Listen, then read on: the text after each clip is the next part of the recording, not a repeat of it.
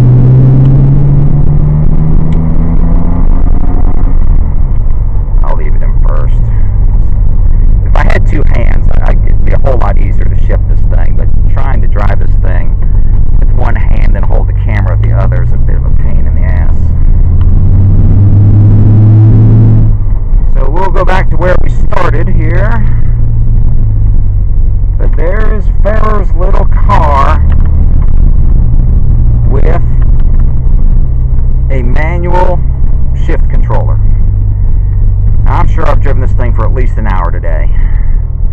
So I feel comfortable that after an hour, look at this way, we've been driving for an hour and we're only like halfway to burning up his engine. Like I said, don't believe that temperature gauge. It's not accurate. It works every bit as well as his headlight switch. But we'll get it all figured out. At least he can change gears now. So there's Farrar's little car. Watch this space. Hello again, YouTube people. It's Farrar's DeLorean, dead in the water. It's Farrar's DeLorean with no gas in the carburetor.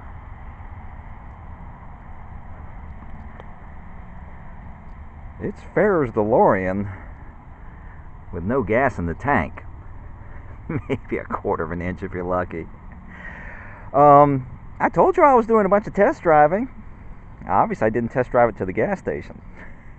This is the second time I've done this to myself, by the way.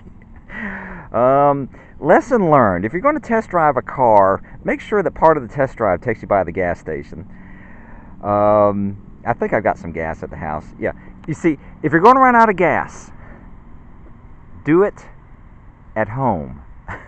It actually did it down the street, and I just rolled the rest of the way here. I think I got some gas by the lawnmower. If not, the little car can just sit here and cool its heels while I go up to the gas station. Watch this space.